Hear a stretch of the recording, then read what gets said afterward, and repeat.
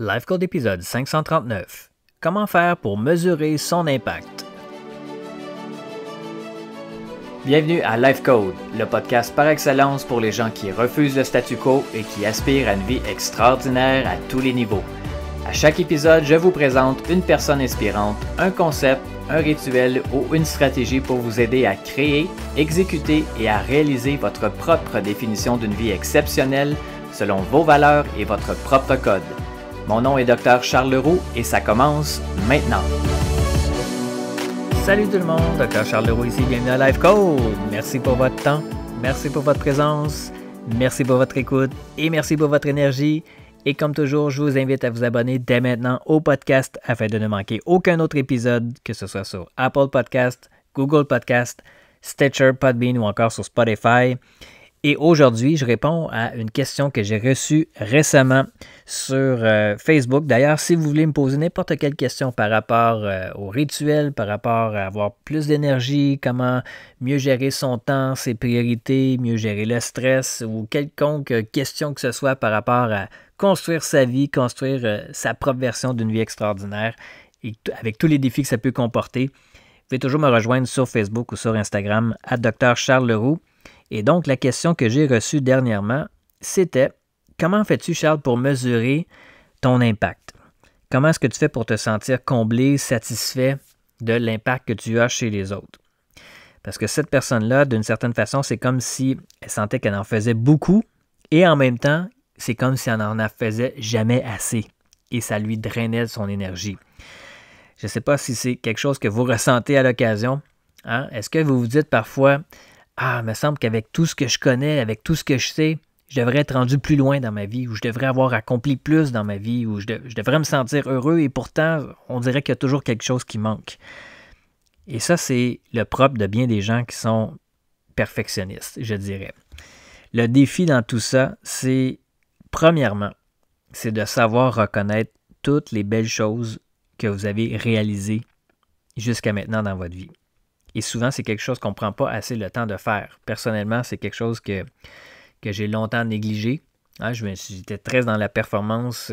J'étais toujours en train de viser des buts. Et en fait, quand j'atteignais quelque chose d'extraordinaire, je ne prenais pas vraiment le temps de le savourer ou je ne le reconnaissais pas vraiment comme si c'était normal. Et comme si j'étais toujours à la recherche de la prochaine étape, la prochaine sensation.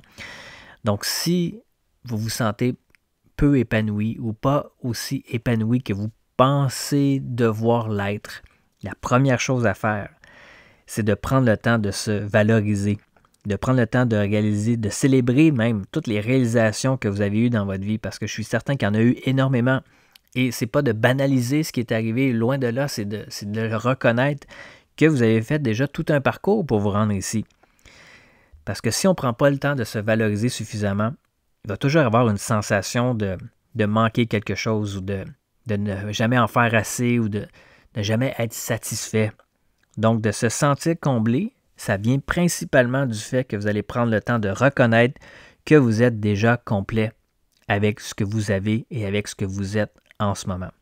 La pratique de la gratitude, la méditation, c'est une façon de se connecter avec le moment présent, de vous rappeler de vos réalisations et c'est vraiment ce qui peut transformer votre perception.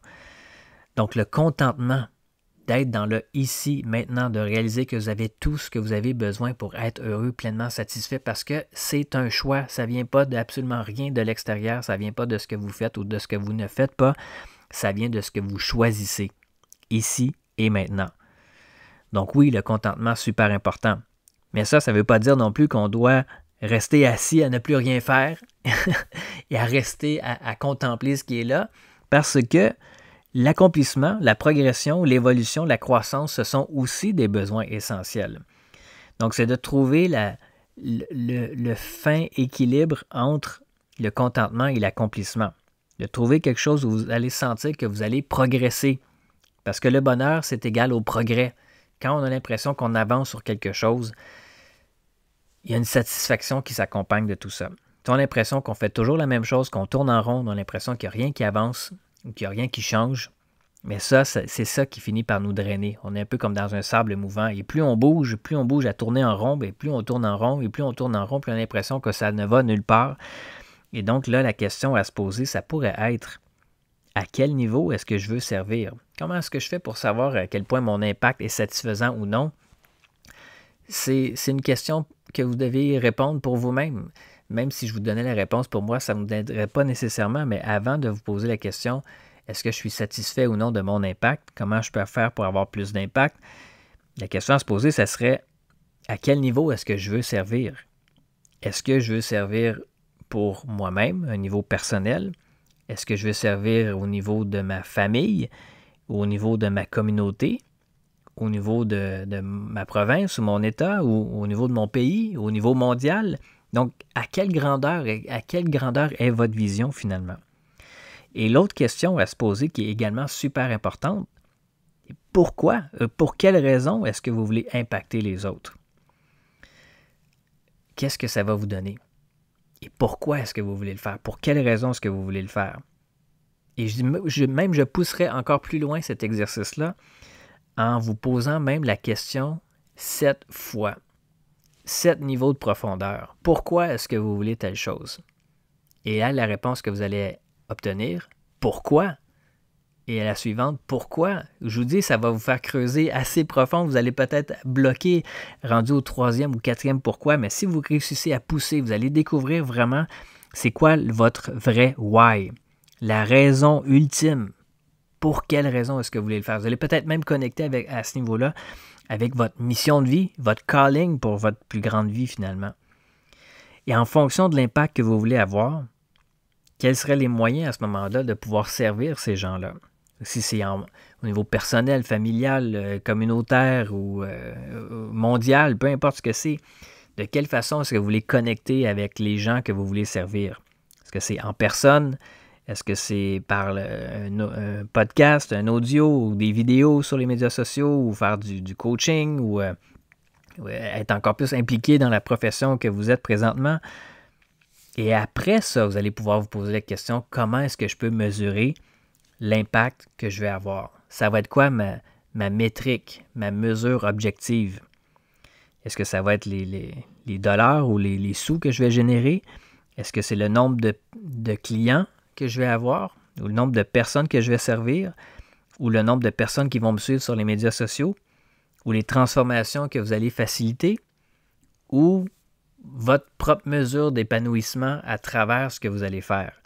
Mais vous devez avoir une mesure qui va vous permettre d'avoir justement une idée claire de si vous êtes toujours aligné ou si vous progressez ou justement qu'est-ce qui va vous faire, où va être la ligne finalement, qui va finalement déterminer la mesure de votre épanouissement ou de votre sensation d'accomplissement. Et donc, ensuite de ça, c'est d'expérimenter.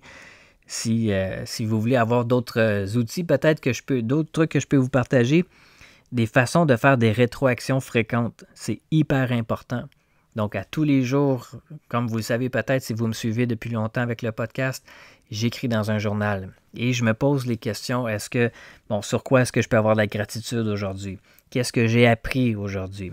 Qu'est-ce que j'ai réussi à accomplir aujourd'hui? Est-ce que j'aurais fait des choses différemment si j'avais pu refaire certaines choses? Qu'est-ce que j'aurais pu faire différemment? À qui ou à quoi je pardonne? Et demain, à quoi est-ce que je vais m'engager? Donc ça, c'est des exemples de questions que je vais me poser qui vont me permettre également de mesurer si je suis toujours aligné avec le parcours que je veux avoir. Donc, écrire dans un journal, observer ce qui a été fait versus ce qui n'a pas été fait. Est-ce que c'est encore aligné et si nécessaire, faire les fine-tuning, les ajustements nécessaires au quotidien. Et tout ça, je sais que c'est beaucoup de choses déjà à penser, mais c'est aussi important à se poser comme question. Oui, je vais avoir un impact, par exemple, sur ma famille ou sur ma communauté ou sur le monde entier. C'est important également de s'assurer que tout au long du parcours, que ça reste en harmonie avec les autres sphères de votre vie qui sont importantes, comme votre santé, comme vos relations avec vos enfants, par exemple. Vous ne voulez pas compromettre des choses qui sont importantes pour vous, simplement pour une mesure d'avoir un impact. Est-ce que ça vient plus d'une question d'ego ou ça vient vraiment d'un désir de servir? Et est-ce que ce désir de servir-là reste en cohérence, en alignement avec les autres choses importantes pour votre vie. Ça fait beaucoup de choses, j'en conviens, mais étape par étape. Donc, je le résume. Qu'est-ce que vous voulez vraiment pour votre vie? Deuxième chose, pour quelle raison est-ce que vous le voulez? Troisièmement, qu'est-ce que vous allez devoir faire pour progresser? Et quatrièmement, quel va être votre indicateur de progression et ou de réussite? Tout en faisant des rétroactions pour vous assurer de rester aligné.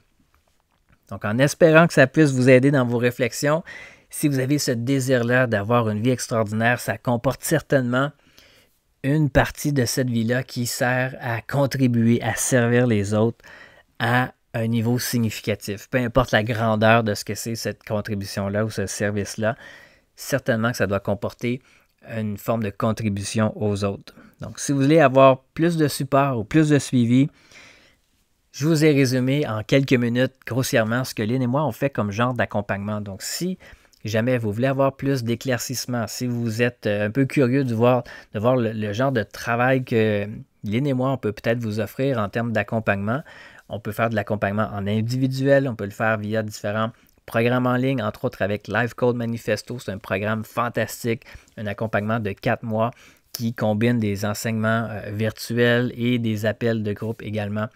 Mais comme je l'ai mentionné, ça peut se faire aussi en individuel. Donc, si vous avez plus de questions, vous voulez avoir plus de détails sur tout ça, je vais mettre en lien mon courriel, mes coordonnées, en fait, mes médias sociaux. Vous savez comment me rejoindre sur Facebook ou sur Instagram. Simplement qu'à me mentionner « Ah, j'ai écouté l'épisode 539, je voulais avoir plus d'informations sur le coaching. » Et donc, on va pouvoir avoir une conversation ensemble. Ça va me faire grand plaisir de connecter avec vous. Et sur ce, mes amis, passez une excellente journée. Et nous, on se reparle très bientôt. C'est tout pour l'épisode d'aujourd'hui. Merci énormément pour votre écoute. Pour en savoir un peu plus sur ma philosophie, mon Life Code 24/7, je vous invite à consulter le site internet charlesleroux.ca. Et je vous invite également à partager le podcast Life Code avec vos amis sur vos réseaux sociaux. Vous pouvez me suivre également sur Facebook et Instagram @Dr Charles Leroux. Et laissez-moi savoir ce que vous en pensez en commentaire. Ça me fait toujours un grand plaisir de vous lire. Et finalement, assurez-vous de vous abonner au podcast Life Code pour ne manquer aucun autre épisode sur iTunes. Et vous me rendriez un immense service si vous vouliez m'aider dans ma mission de rejoindre le plus grand nombre de personnes possible, soit en mettant une review ou en laissant un avis sur iTunes et partager le podcast pour que le plus grand nombre de personnes possible puissent exécuter leur code de vie, créer un impact massif et changer le monde pour le mieux. Merci à tous et à très bientôt.